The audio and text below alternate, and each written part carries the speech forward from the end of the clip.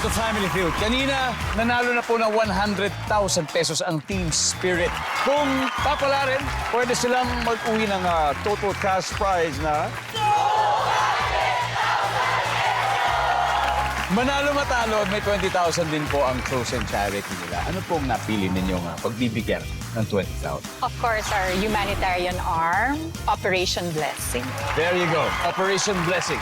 Yeah. Okay. Ngayon, nasa waiting area si Miriam, so it's time for Fast Money. Give me 20 seconds on the clock. Specifically, for the first question, we surveyed 100 women. Okay. Ano ang posibleng makita mo sa kotse ng boyfriend mong hardinero? Go. Shovel. Yung shovel. Sa 100th birthday mo, saan mo kaya ilalaan ang natanggap mong birthday cash gift? Para sa burial ko. Activity sa barangay fiesta. Tinikling. Hanggang ilang araw pwedeng kainin ang tira-tirang ulam? 5 days. Kung walang alkansya, saan mo ilalagay ang barya? Oh my gosh, sa baso. Alright, ma'am. Tingnan natin kung ilang points na nakuha ninyo. So, ano ang posible makita sa kotse ng boyfriend mong hardinero? The shovel. Survey. 15. Let's start. Sa 100th birthday, saan mo ilalaan ang natanggap mong cash na gift sa iyong burial? Ang sabi ng survey. Activity sa barangay fiesta, tinikling. Ang sabi ng survey. Hanggang ilang araw pwedeng kainin ng tira-tirang ulam? Mga 5 days, basta nasa freezer o sa ref. Ang sabi ng survey. Kung walang alkansya, saan mo ilalagay ang barya? Sa box. Ang sabi ng survey. Meron. 36. At least, it's okay, it's okay. 36 points. Let's welcome back Miriam. Here we go. At this point, gusto natin sabihin na 36 po ang nakuha. Miss Felici. Kaya yan. 36. So we need 164 more.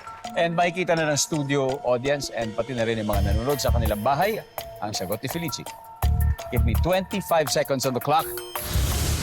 First question. So nag-survey kami ng 100 babae.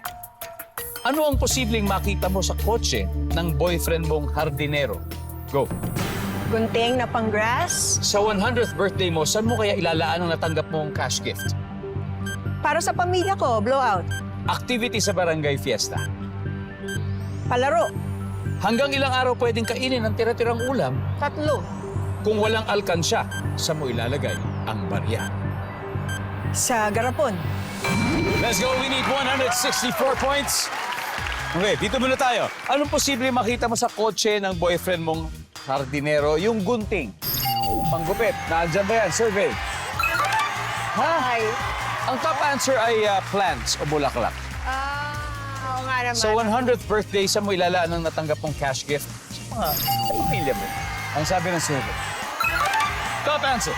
Activity sa barangay fiesta, sabi mo'y palaro. Ang sabi ng survey. At top answer din yun. Dalawang top answers na.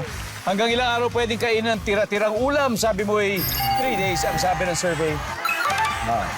2 days na ang top answer. 2 days. Kung walang alkansya, saan mo ilalagay ang barya, sabi mo, garapon. Ang sabi ng survey. Top answer din. 3 top answers, pero hindi man lang umabot. Congratulations pa rin. Congratulations, Team Spirit, for winning 100,000 pesos.